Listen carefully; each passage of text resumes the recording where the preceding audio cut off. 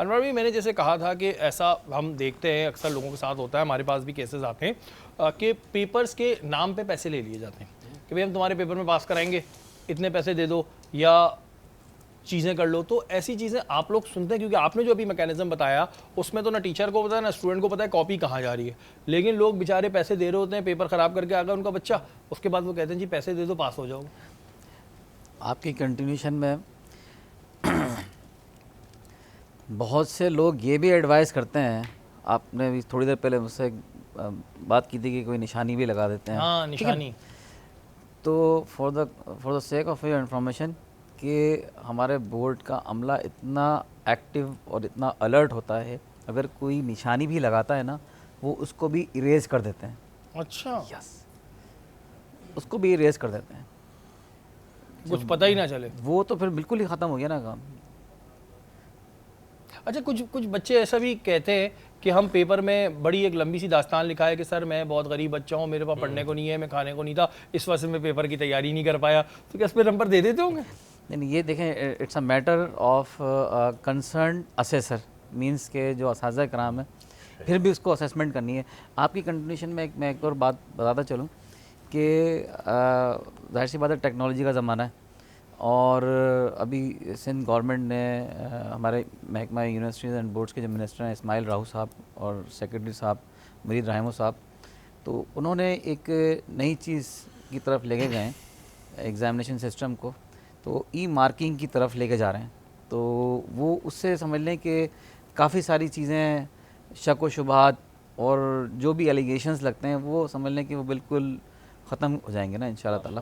तो मतलब एक समझ लें कि सिंध के अंदर एक ये भी नया रिवाज की तरफ जा रहा है, तो इंशाल्लाह ताला ये भी चीज़ें गवर्नमेंट की जो पॉलिसीज़ हैं we will try to implement. अच्छा, एक क्योंकि आप आए ना, जहन में सवाल आ रहे हैं, मैं चला गया अपने दौर में, तो हम सुनते थे, तो मैंने कहा वो सवाल पूछ लो। आज पेपर आउट हो गया, ये हम सुनते हैं जी पेपर आउट हो गया, पेपर निकल गया, बिक भी रहा होता है और ख़रीदते भी हैं लोग, तो ये वाकई पेपर आउट हो जाते हैं या आप लोग ABC बनाते हैं? अगर एक देखें, इंसान है, गलती कहीं से हो जाती है, कोई ना कोई डिपार्टमेंट में से एरर कर सकता है, तो अगर आउट हो जाए तो क्या BC रखा हुआ होता है ऑप्शन में? देखें, बिल्कुल ऐसा होता है। अब आपको मैं थोड़ा सा पास में चले जाऊँ, मीरपुर खास के अंदर व्हेन आई वाज कंट्रोलर इन मीरपुर खास बोर्ड, तो वहाँ पे एक ऐसा इंसिडेंट हुआ कि रात को जो पेपर सुबह आना था, तो वो समझ लें कि रात को 10:30 बजे के टाइम वो व्हाट्सएप पे आ गया। तो आई वाज शॉक, डिट्टो, बिल्कुल एक्यूरेट। तो हम लोग परेशान हो रहे, ये क्या हुआ क्या है? तो बोर्ड की में से तो कोई नहीं कर सकता, कहीं से भी हो गया, एरर हो गया, ठीक है ना। तो अब हम थोड़ा सा डिस्टर्ब तो हुए, मगर अब हमने पेपर को कैंसिल भी नहीं करना। तो अब देखें कि कितने लिमिटेड रिसोर्सेज होते हैं हमारे पास, उसके अंदर रात ही रात में हम लोगों ने नया पेपर जनरेट करा और नया पेपर जनरेट करके हमने मुताल्लिका सेंटर्स पे भेज दिया। अब वो हमारे पेपर्स मीरपुर खास के अंदर होते थे, मुताल्लिका बैंक्स के अंदर चले जाते थे, तो वो बैंक्स में वहाँ से किसी से एक पेपर फिज़िक्स की जगह पे केमिस्ट्री का चला गया, फिर वहाँ से निकाल के उन्होंने वापस बैंक में भेज दिया उठाकर कि हमसे मिस्टेक नहीं हुई। तो बाय मिस्टेक एक केमिस्ट्री का पेपर आउट हो गया था, तो वो हुआ था बैंक की मिस्टेक की वजह से। ठीक है। तो शरीफ भाई, उससे क्या हुआ, उससे नुकसान हमें कितना इम्पैक्ट पड़ा कि बोर्ड की क्रेडिबिलिटी पे सवालिया निशान उठे।